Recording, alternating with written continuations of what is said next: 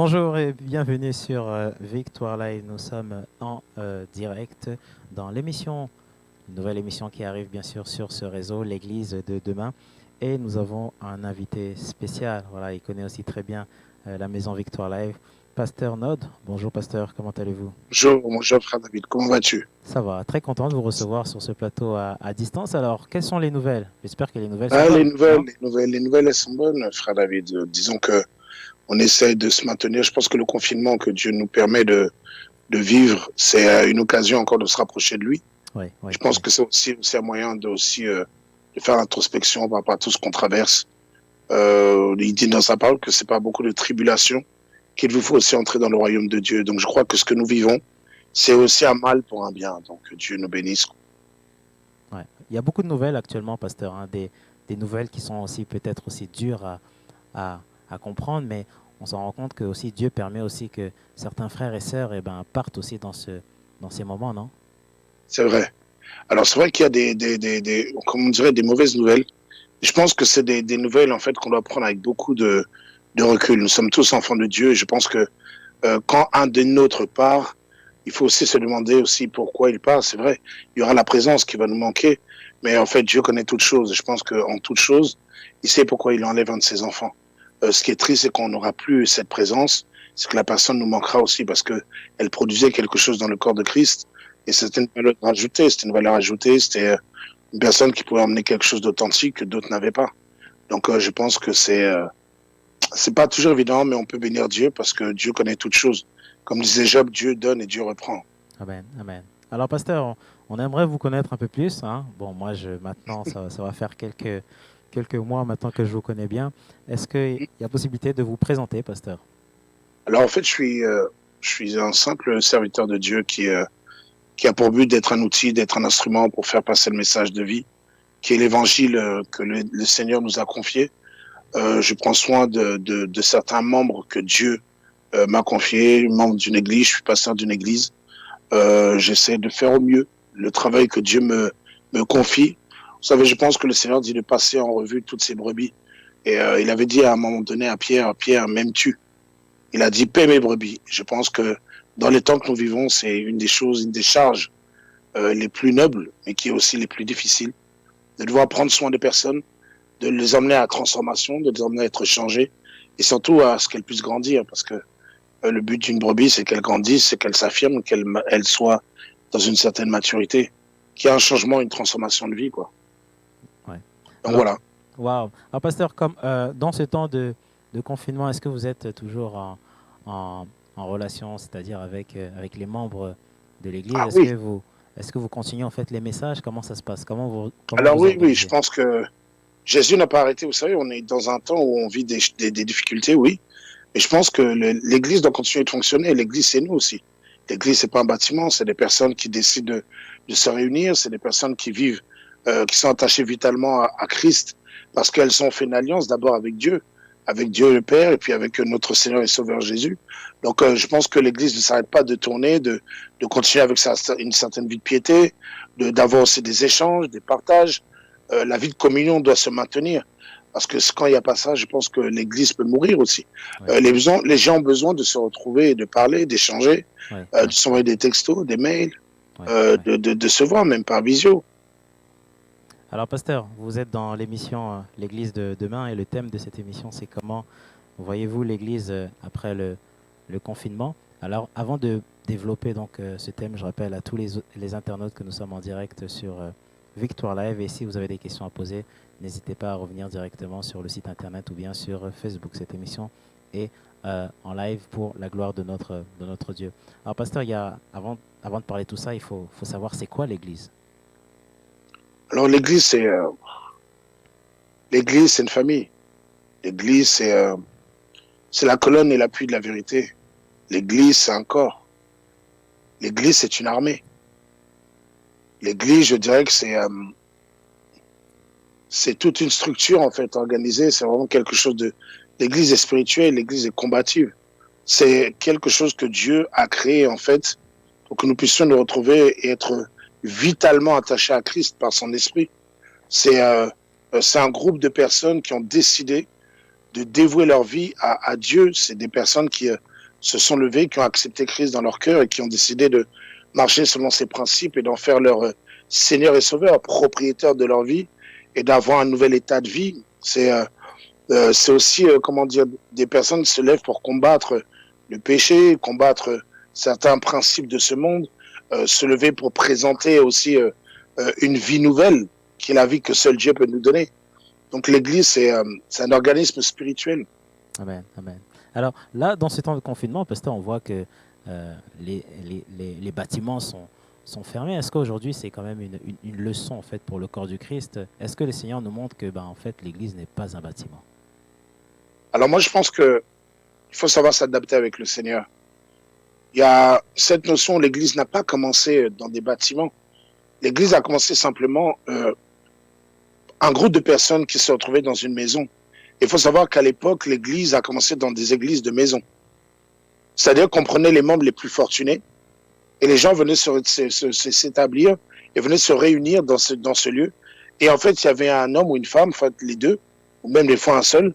On voit dans la Bible, à un moment donné, Paul parle de lorsque j'étais dans la maison de Crescence, de telle personne. Donc, je pense que l'Église n'est pas le bâtiment, c'est nous d'abord l'Église. On doit pas oublier que l'Église, c'est pas le bâtiment. L'Église est d'abord spirituelle, c'est d'abord chaque membre que nous sommes. Nous sommes d'abord l'Église et on se retrouve, en fait, c'est comme si chaque Église que nous sommes se retrouve pour former, en fait, une assemblée qui devient une assemblée locale dans un lieu. Mais en fait, ce qui compte, c'est que nous puissions nous réunir et être ensemble.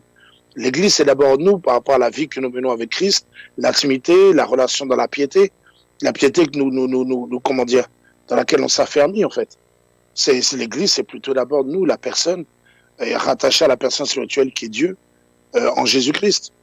Donc, c'est vrai que le fait que les églises soient fermées, l'Église doit continuer de vivre. Nous sommes un organisme vivant, nous sommes des personnes vivantes. On est rattaché à Dieu, pas parce qu'on est dans un lieu. On est rattaché à Dieu parce que nos cœurs sont rattachés à lui et qu'on vit quelque chose de particulier. On a une relation d'amour avec Dieu. Ça ne s'arrête pas à un lieu géographique ou à un espace où on est. Donc, je pense que c'est une leçon pour... le chrétien doit s'adapter. Le Christ disait, je n'ai pas d'endroit où poser la tête.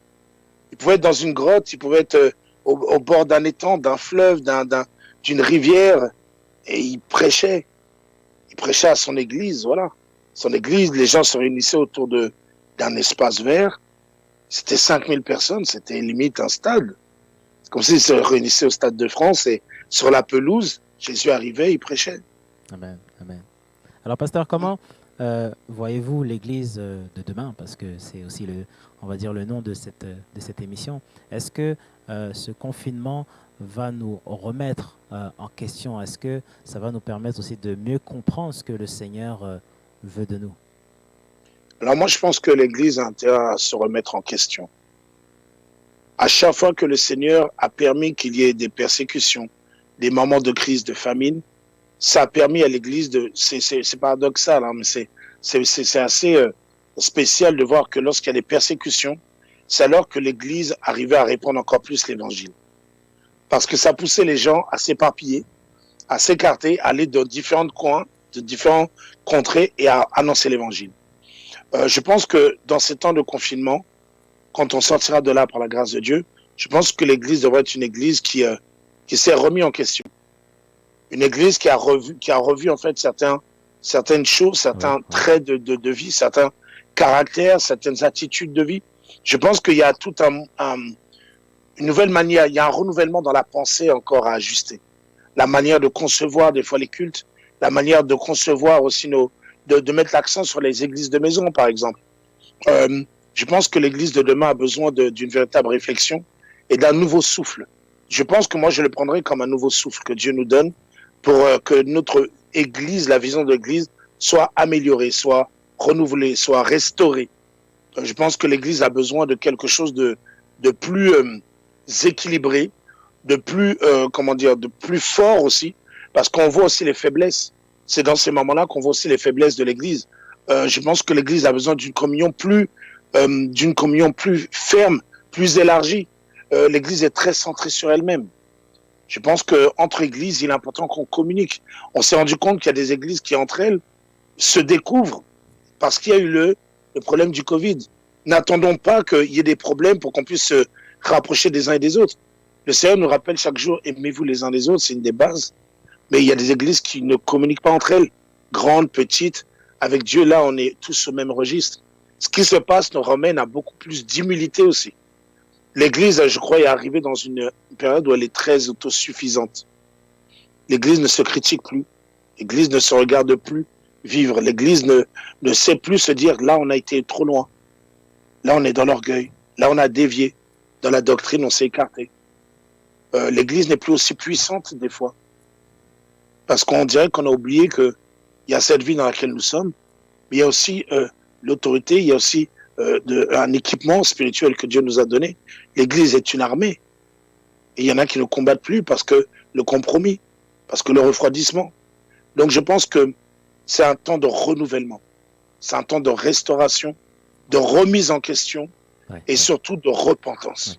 Alors, pasteur, vous avez parlé du fait que les églises communiquent entre elles, chose qui est très compliquée parce que on s'aperçoit qu'il y a beaucoup d'églises qui sont divisées, Isolé.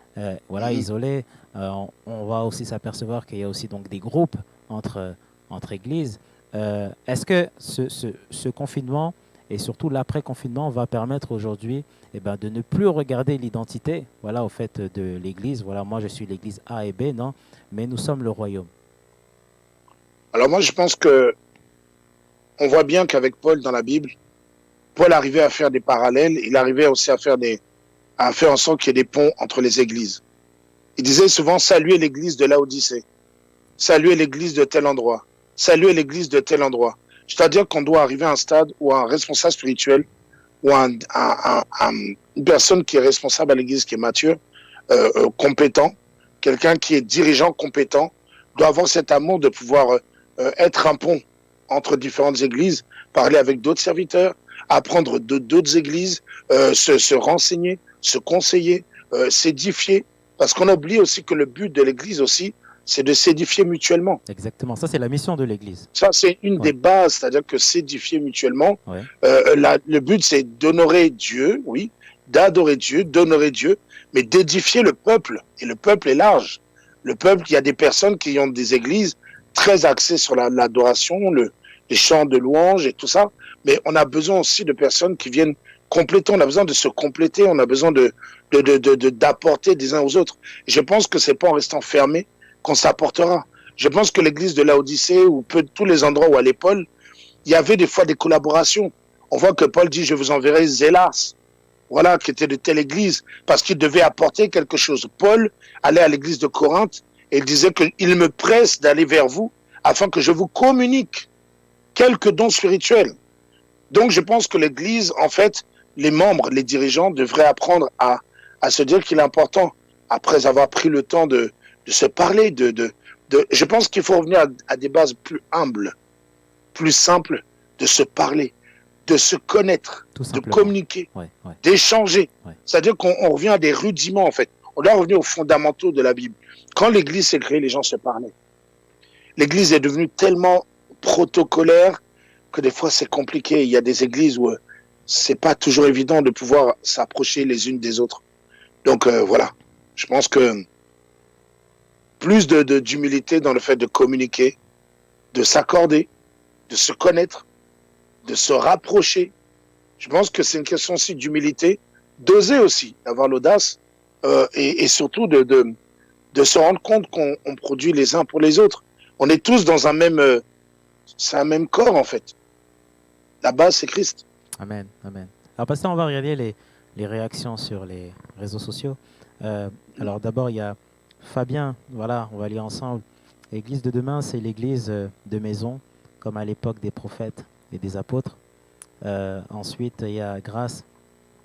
Alors, ce qui est sûr, après le corona, les choses ne seront plus les mêmes. Et beaucoup vont revaloriser les églises de maison. Beaucoup également vont, je le crois, se réveiller par rapport à leur relation personnelle avec le Seigneur. Pasteur, les commentaires sont forts. Hein. C'est qu'il y a ça va loin, ça va très très loin. C'est-à-dire que là, ce qui se passe là actuellement, c'est aussi un bon signe aussi, pasteur, pour nos églises, non? Oui, Je pense qu'en fait, le Seigneur a toujours été amené à choquer un peu, entre guillemets, hein, permettez le mot, euh, son peuple avec des situations qui les mettaient un peu en porte-à-faux.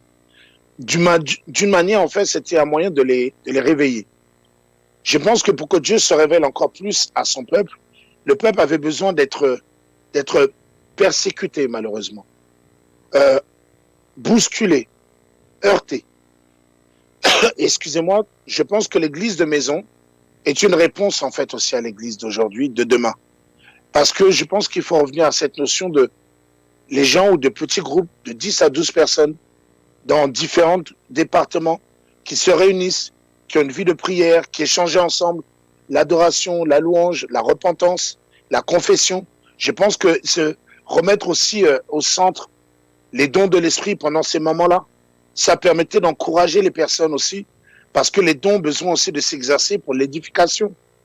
Je pense que ça ramène aussi une atmosphère de liberté. Il y a des choses comme ça qu'on a perdues dans l'Église. Des fois, l'Église est froide, l'Église est morte. Et on voit dans l'Apocalypse que Dieu dit, ce que j'ai contre toi, Église, c'est que tu te dis vivante, mais tu es morte. Ouais, ouais, ouais. Et je pense qu'on est dans des temps où tout ce qui nous arrive, tout concourt au bien de ceux qui aiment Dieu. Amen. Même si ça paraît être un malheur, le malheur ne vient pas de la poussière. Ouais. La Bible nous rappelle que le malheur a un but. Dieu a fait l'un comme l'autre. Au jour du malheur, réfléchis. Ce qui nous arrive, on doit réfléchir sur les choses de Dieu. On doit réfléchir en ayant l'intelligence et la sagesse de Dieu. Parce qu'il y a des vraies questions à se poser. Il y a des vraies réponses aussi que Dieu et des solutions Exactement. que Dieu veut nous apporter. On doit être des hommes constants Ouais. et des hommes résolus. Alors, pasteur, j'ai aussi des questions de certains de nos frères musulmans, voilà, parce qu'ils sont aussi au courant de cette émission et nous rendons Oui. vraiment toute la gloire à Dieu. Et première question, donc c'est Rachid, voilà, qui nous a laissé un message et cette question est très très très importante. Il nous dit comme quoi, eh ben, vu de l'extérieur, c'est-à-dire que lui n'est même pas rentré, on va dire, dans nos églises, mais notre comportement et notre façon aussi peut-être aussi d'agir, il voit déjà que l'Église est divisée. Alors, de l'extérieur, ben, en fait, on nous observe, pasteur, c'est ça aussi. Mais on voit aussi Oui. que nous ne sommes pas unis. Et ça, c'est un problème. Alors, je pense qu'il y a un problème par rapport à l'attitude. Parce que je pense que, je donne un exemple, quand on est dans une église de maison, on n'est pas obligé de se dire qu'on invite des gens pour les évangéliser. On peut inviter une personne, un voisin, et lui demander qu'il passe juste du temps avec nous. On peut inviter un voisin pour qu'il partage du temps avec nous, C'est-à-dire pour qu'il prendre un puisse en café, fait juste, prendre un c'est-à-dire café, pas, prendre une en pizza. fait juste prendre un café, avoir de l'affection pour lui, D'accord. lui témoigner de l'attention. Ok. Qu'est-ce qui va faire la différence en fait? C'est que quand il va voir nos agissements, quand il va voir notre état d'esprit, quand il va voir comment on se comporte entre nous, quand il va voir comment on se parle, quand il va voir comment on s'aime véritablement. C'est-à-dire que c'est à cela, en fait, qu'on doit voir que nous sommes de Dieu. C'est-à-dire que des fois, les grands discours ne suffisent pas. Des fois, c'est important que les gens nous voient vivre. Je pense que le Seigneur touchait les gens, pas parce qu'il parlait bien, pas parce qu'il était juste un grand enseignant ou il était un homme qui avait la parole. Non, je pense que c'est aussi son attitude de vie. Il enseignait les gens par sa manière de vivre. Dans notre manière de vivre, un musulman a un cœur. Un bouddhiste a un cœur. Jésus n'est pas venu pour parler aux religieux, il est venu pour toucher le cœur des gens, toucher la vie des personnes. Et la vie des personnes, ça passe par des cœurs. Et les musulmans ont besoin aussi de Jésus, tous ont besoin du Seigneur. Et en fait, à cause de nos agissements, le Seigneur nous dit dans sa parole que à cause de nos agissements, beaucoup ne viennent pas à lui. Donc je pense que si on change notre manière de nous comporter, si on change notre manière d'être amené à nous, la gestuelle, la manière de parler entre nous. Vous savez, il y a des choses qu'on étale sur les réseaux sociaux. Un pasteur a eu tel problème, on l'étale. Tel truc, mais tu oublies que demain, peut-être, il va se repentir et qu'il reviendra à quelque chose de mieux. Toi, aujourd'hui, tu fais une faute. Est-ce que tu aimerais qu'on te condamne? Internet, garde tout. Les gens nous regardent de l'extérieur. Des fois, on oublie que quand, par exemple, tu sors du culte, il y a des gens, des fois, qui te regardent par la fenêtre. Tu as peut-être un frère qui vient d'arriver qui va te regarder dans l'église comment tu étais et comment tu vas être à la sortie. Ouais. Donc nos agissements ne doivent pas dépendre des hommes. Ouais, ouais. Tu dois avoir une attitude qui plaît à Dieu, comme si Dieu te regardait tous les jours. Quand je bouscule une vieille maman, je ne vais pas dire pardon parce que je vois que quelqu'un m'a regardé mal. Je vais demander pardon parce qu'en premier lieu, j'ai conscience qu'elle est une personne que Dieu a créée et qu'en fait, si on m'avait bousculé, j'aurais aimé qu'on s'excuse. Fais à l'autre ce que tu aimerais qu'on te fasse. Ouais, ouais. Alors, passons, on va Voilà. regarder aussi les autres réactions pour rester sur nos frères musulmans. Dans ce temps de confinement, donc c'est une question de Mamadou. Voilà, que fait l'Église? C'est-à-dire là, Dans voilà. ce temps de confinement, que Ouais, fait l'Église? Je ouais, pense que l'Église doit prier, se repentir. Je dis un peu comme ça me vient. Je pense que l'Église doit s'engager, se remettre en question dans une vie de consécration. Je crois que l'Église doit se rendre compte qu'elle doit être une Église responsable. Parce que si aujourd'hui il y a des personnes qui meurent, nous sommes co-responsables en fait par la prière que nous menons et nous adressons à Dieu ou à notre Seigneur Jésus. Parce que quand nous prions, devons avoir cette foi de croire que Dieu peut intervenir aussi divinement pour changer la vie des gens. Ce qui arrive aujourd'hui et des gens partent, c'est parce que aussi l'Église a été peut-être lasse. Elle a été très laxiste. Je pense que l'Église doit revenir à cette base où elle prie. Elle doit prier pour les perdus, pour le président. On critique, on dit, ouais, il y a peut-être des compromis, oh oui, il y a peut-être des choses qui se passent derrière, il y a des complots. Je pense que des fois, il faut laisser un peu certaines choses à côté et prier pour que Dieu change le cœur de nos dirigeants. amen, amen. On a passé beaucoup de temps à critiquer. Ouais, ouais. Si on priait autant qu'on critique, je crois que tout le monde serait dans le Seigneur. Si on passait plus de temps à fléchir le genou, il y aurait plus de gens debout et moins de gens qui seraient dans les hôpitaux. Si on passait plus de temps dans la prière, le monde serait changé. Je pense que le monde que nous vivons est ce qu'il est aussi parce que l'Église a manqué un peu à ses commandements, à ses obligations, à ses devoirs. Et on peut se dire que oui, le diable, oui, ceci, mais quand tu es responsable de quelque chose qu'on te confie, c'est à toi aussi de veiller sur la terre. On te confie un jardin.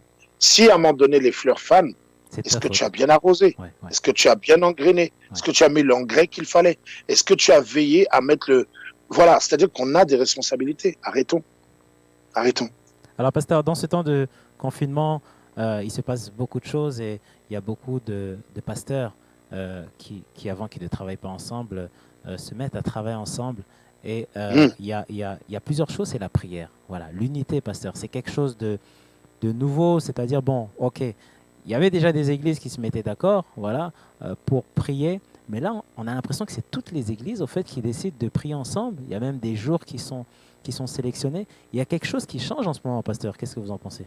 Oui, alors moi je pense que c'est important. L'Église a besoin d'un élan. L'Église a besoin d'un élan comme ça, en fait, corporatif.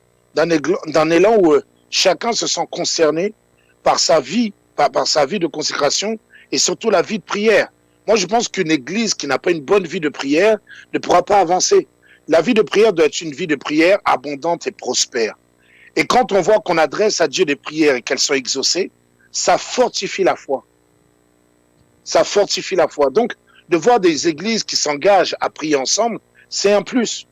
Priez les uns pour les autres, priez les uns pour les autres, priez pour tous les hommes. Il le dit dans Timothée. C'est-à-dire que le Seigneur nous encourage à la prière. C'est-à-dire qu'une église est d'abord une église qui prie. Amen. Donc, quand plusieurs églises se mettent ensemble pour prier, mais c'est ce que Dieu attend. Le Seigneur est heureux quand il voit son église. C'est-à-dire qu'il voit ses enfants comme un seul homme.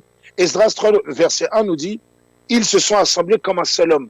Mais ce n'était pas pour manger des chips, c'était pour prier. Quand on dit qu'ils étaient en exercice, ou ils étaient au travail, ou ils étaient dans leur ministère, souvent, c'est parce qu'ils priaient. La première des choses que Paul a fait et a appris, on dit qu'il pria. Paul a prié. Et la prière a changé sa vie. Donc la prière change la vie dans ce monde. La prière a un impact. La prière amène une transformation. La prière, c'est une puissance. Souvent négligée, souvent non considérée à sa juste valeur. Par la prière, tu changes une vie. Donc toutes les églises, je pense que après c'est de maintenir cet élan. Parce que souvent quand ça va pas, on est très enjoué de se lever et de faire des choses. Mais il est important que ça perdure. Je pense qu'il est important d'instaurer des fois des moments comme ça où on n'attend pas que tout aille mal pour se rejoindre pour de tels travaux. Et souvent, c'est le défaut qu'on a, hein. On attend qu'il y ait un problème pour commencer C'est l'être humain. à se regrouper, alors qu'il Le ne faudrait problème pas, de l'être non? humain, frère David. Ouais. C'est le problème de l'être humain. On a tendance on est beaucoup dès que ça ne va pas, c'est là on se remet en question. C'est un peu l'instinct de survie, en fait. Dès que ça va pas, on a envie de se lever. Mais je pense que l'Église doit être dans la prière, même dans la souffrance. L'Église doit être dans la prière, même quand il y a les tribulations. Parce que c'est souvent quand ça n'allait pas que le peuple était plus fort et plus sincère, plus authentique dans la vie de prière. Paul, souvent, était amené à vivre des moments de persécution et n'avait pas de cesse de prier. Dieu nous dit prier sans cesse. Mais ensemble, c'est une force. Prier les uns pour les autres, mais prier les uns avec les autres aussi. Amen. Amen. Alors, pasteur, je vous suis un peu sur les réseaux sociaux et je me suis aperçu dernièrement que vous avez fait un live. Est-ce que l'église de demain, c'est aussi une église connectée sur les réseaux sociaux? Ah oui. Je pense que l'Église, en fait, les réseaux sociaux sont devenus les nouveaux Champs-Élysées, la nouvelle avenue où il faut se promener et se balader. Je pense que je vois un peu les réseaux sociaux comme une ville à explorer. Et il est important que les gens se baladent et qu'ils propagent le message. Et il faut être connecté, il faut être dans cette rue. Vous savez, il y a des rues, en fait, par lesquelles on passe. On sait qu'il y a du passage et on sait qu'on va forcément toucher des personnes. Eh ben, je pense qu'il faut être sur les réseaux. Il faut vivre avec son temps. Il faut se renouveler. Il faut s'adapter. Je pense qu'il y a des âmes aussi à gagner. Il y a des gens qui, de plus en plus, n'ont pas cette chance, des fois, d'aller dans une église, entre guillemets, bâtiment, et des fois passent du temps sur Internet. Et sur Internet, il peut y avoir autant de la poubelle, excusez-moi le terme, que de très bonnes choses. Et je pense qu'en toute chose, il est important que l'Église soit partout. Il faut que l'Église soit un peu partout parce que je pense que l'Église, c'est un peu le microcosme de ce qu'il y a dans ce monde.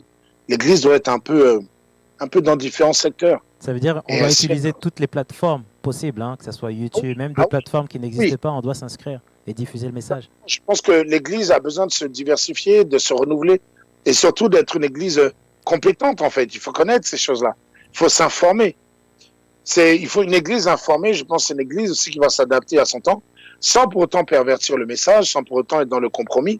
Mais on peut très bien être dans la vérité, sans être dans le compromis et maîtriser les réseaux sociaux, faire des émissions, parler, faire des moments, prendre des moments de partage, de prière, de confession, de repentance. Il y a tellement de choses à faire, en fait. Je pense que le Seigneur, quand il disait, vous ferez de plus grandes choses que moi, c'était pas dans le fait de plus grandes, c'est qu'avec tout ce qu'il mettrait entre nos mains, on pourra aller plus loin, en fait. On pourra aller beaucoup plus loin. Il y a beaucoup de choses qu'on peut apporter, en fait, à partir du moment où l'Église se prend au sérieux. Et les réseaux sociaux, il est important qu'on y soit aussi, parce que c'est un endroit où tout le monde, où il y a des gens, il y a des âmes à gagner, il y a des personnes qui connectent. Il y a des personnes qui perdent leur temps, qui tournent des fois, c'est comme quelqu'un qui est devant sa télé, qui zappe, il n'a pas d'émission qu'il regarde, ben là, il faut qu'il y ait quelque chose qui l'accroche. Soit le message de vie. Alors, pasteur, on va continuer à regarder les réactions donc avec notre sœur Mélanie. Nous avons cette grâce avec la technologie d'aujourd'hui de pouvoir rester connectés tous ensemble. Nous le voyons avec ce confinement. Nous pouvons rendre grâce à Dieu pour les plateformes web. Maintenant, il ne faut pas oublier qu'il est bon pour des frères de demeurer ensemble. Amen. Pasteur, il y a de plus en plus de réactions. On découvre aussi beaucoup de talents. Il y en a aussi qui, voilà, dans ce temps de confinement, qui apprennent, on va dire, à se connaître. Et il y a aussi cette histoire de projet aussi. Ok, bon, bah, peut-être que là, avant, j'avais pas le temps de pouvoir travailler pour le Seigneur. Maintenant, j'ai beaucoup plus de temps. On voit que ce confinement, en fait, nous ouvre les yeux sur beaucoup de choses, pasteur. Oui, je pense que il est important de comprendre que le temps de confinement, c'est un temps aussi de remettre de l'ordre. C'est un temps aussi où on se découvre. Je disais souvent avec quelques frères et sœurs que c'est un temps où certains vont se découvrir. Certains vont se redécouvrir. Et certains vont voir que, par exemple, ils avaient un certain trait de caractère qu'ils n'auraient pas vu s'ils n'étaient pas enfermés. Je pense que Dieu permet que nous sommes confinés pour qu'on apprenne aussi à faire l'introspection sur nous-mêmes. Je pense qu'il y a des gens qui vont se découvrir, il y a des gens qui vont se parler, qui vont apprendre qu'en fait, je pense que Dieu est en train de faire tout un ménage dans notre esprit, autour de nous, dans notre environnement, dans nos vies. Et il nous pousse des fois aussi à faire des choses pour que nous puissions aussi nous remettre de l'ordre dans nos vies aussi. Il y a des gens qui vont se rendre compte qu'ils sont coupés de certaines personnes, mais nécessaires à leur évolution des fois. Des fois, Dieu te coupe de certaines personnes dont, si tu ne l'avais pas eu le confinement, tu n'aurais pas eu à prendre cette décision. Il y a aussi des gens que Dieu va envoyer dans ta vie ou avec qui tu vas te nouer d'amitié parce que vous allez échanger, parce que vous allez prendre un moment de partage précieux. Vous allez vous rendre compte que, waouh, mais j'ai prié avec toi, ça m'a édifié. Je me rends compte de la personne que tu es. C'est vrai que quand on est à l'église, dans le bâtiment, entre guillemets, on ne se voit pas, on n'a pas le temps des fois d'avoir ce même genre de communion ou de proximité, mais là, je me rends compte de l'importance de la personne que tu es. Je pense que Dieu favorise, dans ces moments-là, peut-être la qualité, en fait, de nos relations. Il nous pousse à nous rendre compte que la relation qu'on doit avoir entre les gens est importante parce que notre relation commence avec Dieu, mais elle se prolonge aussi avec les hommes. Chose qu'on avait oubliée, pasteur, par manque de Et temps. on dirait qu'on a Ouais. oublié parce que Ouais. les gens, avec la technologie, les choses, c'est-à-dire il y a des gens qui ne se parlent plus, des gens qui communiquent plus facilement. Je pense que même en ces temps, on va entendre qu'il y aura beaucoup de divorces, mais il y aura aussi beaucoup de gens qui vont vouloir se marier. Il y a aussi beaucoup de gens qui vont se prendre en main, qui vont dire, là, maintenant, je me lance. On parlait de projets, il y a des gens qui, avant le confinement, ne se rendaient pas compte que la vie était courte, en ayant perdu des frères et des sœurs. Certains vont décider de se dire, allez, je me lance, je me marie. J'ai besoin de vivre. Parce qu'avec tout ce que j'ai vécu, tout ce que j'ai vu, j'ai besoin maintenant de glorifier Dieu dans ma vie. C'est une grande remise en question, je pense, ce temps de confinement, c'est de vraiment s'asseoir, Ouais. se rendre compte que vivre est un cadeau précieux de Dieu. Amen. Amen. Tout est grâce, hein, tout est Amen. grâce. Tout est Tout est grâce. grâce. Ouais. Pasteur, après le confinement, lorsque vous allez récupérer donc les locaux de l'église, est-ce qu'il y a des choses que vous allez changer ou est-ce que vous allez Oui. continuer comme Alors, il y avant? a beaucoup de choses. Il y a beaucoup de choses. Ce matin, le Seigneur me rappelait que des fois, on a abandonné notre premier amour. Je vais remettre l'accent sur la qualité des cultes, de mettre plus sur la notion du culte, en fait, en lui-même. Peut-être ramener plus de confession, plus de temps de partage, laisser libre cours un peu plus à certaines choses. Je vais laisser un peu plus les dons s'exprimer parce que je pense que la liberté en esprit nous permet d'avoir une certaine atmosphère qui plaît à Dieu. Me remettre aussi en question dans l'Église par rapport au partage, la communion. Je pense que on a besoin de s'encourager les uns les autres pour nous édifier les uns les autres. Je pense que il est important de développer une certaine sensibilité. On a perdu cette sensibilité nécessaire pour encourager les autres. On l'a perdu un peu. Je pense qu'il faut revenir à ça. Je mettrai l'accent plus sur l'enseignement. Il y a tellement de choses. En fait, c'est comme c'est des nouvelles réformes, entre guillemets, spirituelles que Dieu a mis sur mon cœur, en fait. Amen. Alors, pasteur, il nous reste 5 minutes avant de clôturer cette émission. Je rappelle à tous les internautes et aux auditeurs que nous sommes en direct dans l'émission L'Église de demain. Voilà, c'est la toute première édition. Donc, l'émission aura lieu tous les 15 jours et on parlera bien sûr de l'Église de demain, c'est-à-dire comment l'Église doit évoluer et faire aussi un tour aussi avec plusieurs pasteurs, voilà, même des pasteurs et même certains témoignages. Il y a des témoignages très forts, des pasteurs qui ne s'entendaient pas pour une place même de parking. Ça va très loin. Deux fois, c'est même des petites histoires et c'est là qu'on voit que l'ennemi en fait est très malin. Voilà, il crée vraiment la division. Et dans ce témoignage, bon, je ne rentrerai pas trop dans les détails pour laisser vraiment en fait ces pasteurs s'exprimer. C'est que c'est dans ces temps de confinement qu'ils ont compris que non, en fait, il faut qu'on arrête la guerre. Pasteur, de tels témoignages, c'est quand même fort quand même parce que on va se battre pour une place de parking, on va se battre pour tel ou tel événement. Non, en fait, moi, l'événement, j'avais prévu de l'organiser le 15 mai, mais toi, en fait, tu l'organises avant. On est en train de passer à côté, pasteur. Je vais te répondre, frère David, avec une histoire qui est très simple. Une personne arrive dans l'église, elle a des locks, et ça fait un mois qu'elle est là. On va lui prendre la tête par rapport à la coiffure qu'elle aura. Alors qu'en fait, on devrait mettre l'accent sur le fait de lui donner de l'amour pour qu'elle puisse avoir de l'amour pour se sentir intégrée dans l'église. Wow. Et on va remettre l'accent sur des défauts qu'on voit extérieurs. Je pense que ça, c'est secondaire. Des fois, on va se prendre la tête sur une coupe de cheveux, sur un piercing, Mais des fois, il faudrait prier pour que la personne soit enseignée. Il faudrait prier pour que la personne s'attache à Dieu. Il faudrait prier pour que la personne s'attache au Seigneur. Il faudrait être quelqu'un qui accompagne la personne, même si elle arrive comme ça. Quand on arrive au début, et je pense que l'Église, c'est un peu ça. Il y a un manque de concertation, il y a un manque de communication. Si aujourd'hui on est divisé, c'est parce qu'on ne parle pas assez. C'est parce que quand on se parle, des fois, on a tendance à rester un peu sur nos acquis et de comprendre que le peuple qui s'entend, c'est un peuple qui échange. C'est un peuple qui est dans un partage. C'est un peuple qui arrive à se remettre en question. C'est un peuple qui est humble. Et se battre pour une place de parking, c'est Satan qui rigole. Le Seigneur nous dit que des fois, n'êtes-vous pas charnel? Voilà. Pour qui les jalousies? Pour qui les disputes? Ben, c'est pour nous, malheureusement. Alors qu'en fait, ça ne devrait pas être une chose qui devrait être dans nos vies en premier lieu. On devrait respirer l'amour, respirer la justice de Dieu, la paix, la joie. Un enfant de Dieu doit être dans la joie, pas les querelles incessantes. C'est ça qui détruit l'Église. En fait, c'est toutes ces petites choses-là qui dégoûtent des fois les personnes qui, en fait, ça asphyxie.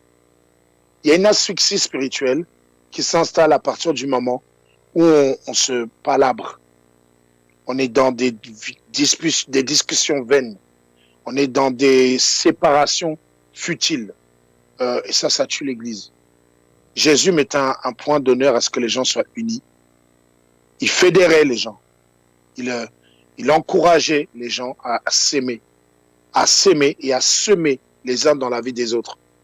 Et c'est une force.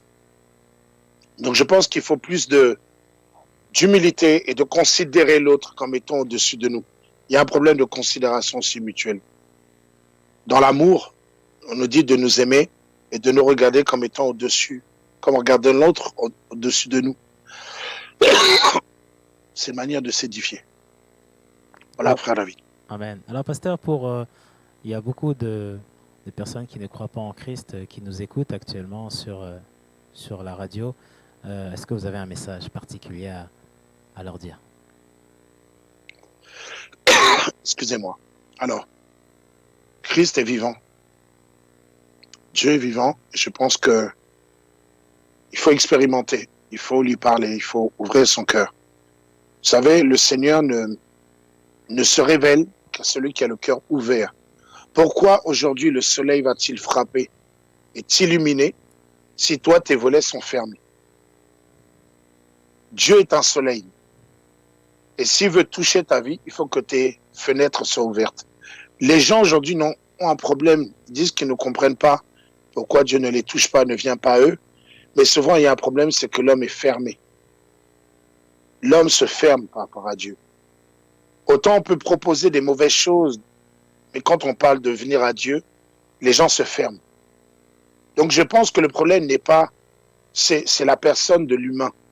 Les gens sont fermés. Il est important que les gens s'ouvrent à Dieu. Et le soleil jaillira dans leur cœur. Ils seront touchés par l'aura qu'est le Seigneur, par la lumière qu'il est prêt à leur propager, leur communiquer. Et c'est là où on voit. Je pense que les gens ne devraient pas désespérer. Espère en Dieu. Parle à Dieu. C'est-à-dire que même si tu ne connais pas, dis-lui si tu existes. Touche-moi. Fais une prière qui vient du cœur. Intéresse-toi à lui. Dis-lui, Seigneur, si tu existes, parle-moi. Viens à moi. Et il a dit qu'il ne mettra pas dehors celui qui vient à lui. Donc, s'adresser à lui avec un cœur sincère et de dire, Seigneur, je veux te connaître. Je veux te connaître. Touche ma vie.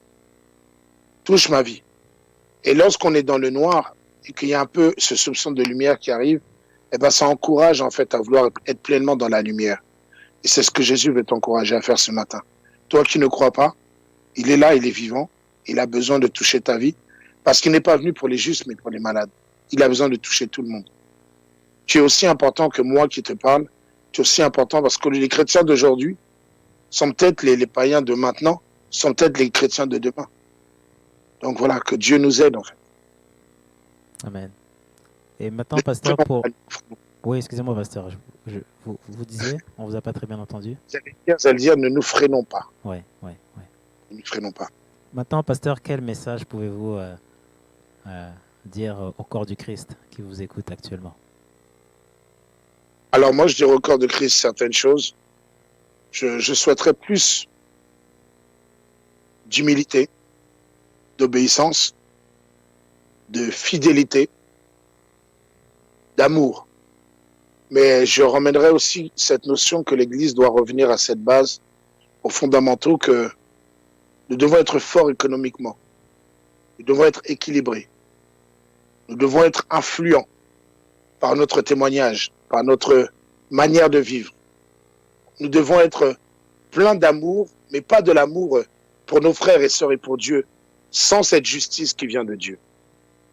Et je dirais à l'Église, il est important aussi qu'elle soit soumise même dans la souffrance et dans l'épreuve, qu'elle s'arme de la pensée qu'elle devra souffrir, mais que Dieu est pour nous notre espérance.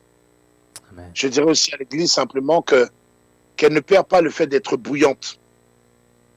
Parce que c'est quand nous sommes chauds, que nous sommes bouillants, que nous pouvons arriver à de grandes choses. Le Seigneur a besoin d'une Église qui est forte. C'est-à-dire que quand nous sommes bouillants, ça nous permet d'avoir une certaine résistance face aux situations et aux épreuves que nous endurons. Et pour terminer, plus de consécration. Quand on est dans une vie de consécration, ça permet de bannir le compromis, l'esprit de religiosité, et on a besoin de garder un esprit de foi fort, conséquent, pour briser en fait les choses que l'ennemi veut faire. Et dans la fidélité que Dieu nous donne, ça nous permet de tenir même dans la faiblesse. L'Église est devenue paresseuse, malheureusement, parce qu'elle a moins cette vie de consécration et elle ne s'attache pas à exercer la piété. J'encourage tout le monde à se remettre en question. Une bonne Église est une Église qui sait se regarder, voir ce qui ne va pas, se dire la vérité, et s'il le faut, se repentir pleinement et demander à Dieu réellement de nettoyer nos cœurs, de purifier nos cœurs et de revenir à des fondements beaucoup plus sains. Il y a trop de vanité et on est dans un temps où Dieu nous ramène à vanité de vanité. Oubliez, changez, transformez-vous, mais surtout abandonnez vos comportements. Relâchez l'amour et abandonnez-vous entre mes mains. Voilà ce que je voudrais dire à l'Église.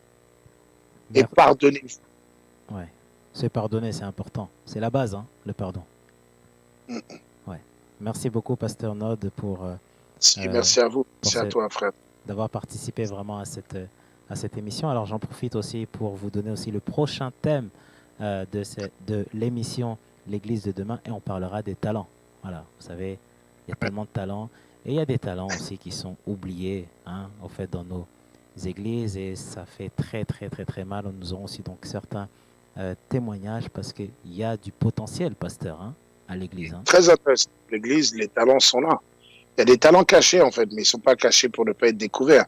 Ouais. Je pense qu'ils sont cachés pour que Dieu nous permette d'aller les extraire de là où ils sont, pour qu'ils puissent briller, en fait.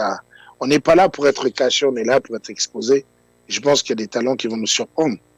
C'est important d'avoir des talents, c'est une bonne chose. Ouais, c'est encourageant, c'est stimulant, c'est comme un challenge, en fait. Et c'est beau de voir ça. Amen. C'est des cadeaux de Dieu. D'être un talent, c'est un cadeau de Dieu. C'est un cadeau de Dieu, exactement. On peut avoir un talent, mais on peut être un talent soi-même. Frère David, tu as un talent, par exemple. Ah, merci, alléluia, je reçois. Amen, amen. Amen. Merci beaucoup, pasteur. Merci beaucoup. Alors, avant de terminer cette émission, voilà, il nous reste quelques minutes. Voilà, retour sur la situation financière. Voilà, vous savez aussi que le Covid-19 aussi impacte Victoire Live sur un secteur de la production. Et donc, il manque 1000 euros, voilà, pour la production. Alors, je vais peut-être rentrer un peu plus dans les détails dans l'émission qui va suivre après, un journal P24, pour bien sûr bien vous expliquer. Je tenais aussi à remercier toutes les personnes qui ont fait un don. Voilà, je sais qu'en ce moment, c'est pas facile pour tout le monde, mais vraiment, je tenais vraiment aussi donc à vous remercier et à vous bénir. On a encore beaucoup de travail à faire pour le corps du Christ, et toi qui es encore sur cette terre, tu sais, tu es dans ce train-là. Hein, et dans ce train-là, le Seigneur te demande de, tu sais, les personnes qui rentrent dans le train, donc c'est à toi d'aller évangéliser, c'est à toi d'aller chercher ces personnes et de les ramener au fait dans ce train, parce qu'il y a un moment, ce train va arriver à destination et c'est le ciel. Vous savez, on aura beaucoup de comptes à rendre. Voilà, on a un Dieu qui est grand et qui est très puissant. Alors, en début d'émission, On a bien sûr parlé, il y a des frères et des sœurs qui sont partis, voilà, qui sont partis retourner voir le Père. Et ça doit nous faire réfléchir. C'est-à-dire, eh ben, ok, quelle est notre mission en fait sur cette terre? Où est-ce que va notre argent? Et je vous encourage vraiment à bénir donc ce ministère et aussi d'autres ministères. Vous savez que Victoire Live va aussi donc se connecter aussi avec d'autres médias. Il y a des médias aussi qu'on ne connaît pas. Et le but aussi de cette plateforme VL, eh ben, c'est de mettre en avant donc les talents vraiment pour la gloire de Dieu. Voilà, on a perdu Pasteur Raph, il s'est déconnecté. Et voilà, merci à vous d'avoir assisté à cette émission. Et on se retrouve dans quelques minutes pour le journal. Voilà, P24. Soyez bénis et très bon week-end. Merci.